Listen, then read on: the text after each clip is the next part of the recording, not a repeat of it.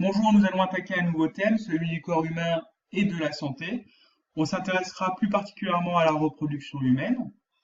Donc, pour obtenir un nouvel individu, il nous faut tout d'abord un rapport sexuel non protégé d'un préservatif entre une femme et un homme.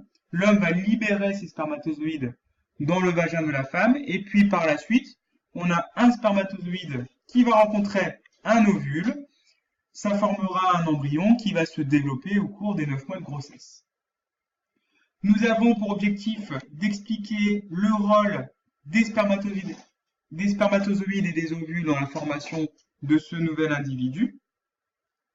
Et cette question, elle a fait l'objet de nombreuses études et observations par le passé. On a par exemple en 1651 un médecin anglais, c'est William Harvey, qui travaillait à l'époque sur la reproduction des animaux. Il a observé celle de la poule en décrivant le développement de l'œuf depuis sa formation jusqu'à l'obtention du poussin. Et il pense voir un embryon qui se développe dans cet œuf, organe par organe. Selon son idée, on a un œuf, mais avec un embryon qui est déjà présent. Et la semence du mâle ne sert qu'à réveiller cet œuf. Ce qu'il appelle œuf à l'époque, en réalité, c'est ce qu'on appelle aujourd'hui l'ovule. Et tous les savants qui étaient d'accord avec lui, on les appelait les ovistes.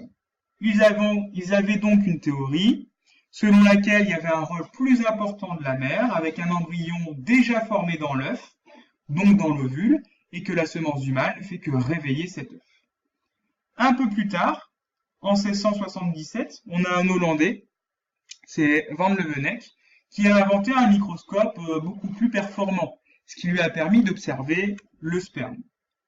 Dans ce sperme, voici ce qu'il observe. Il appelle cela des animalcules spermatiques, on peut appeler ça spermatozoïdes, et il pense simplement qu'en fait ce sont des parasites du sperme.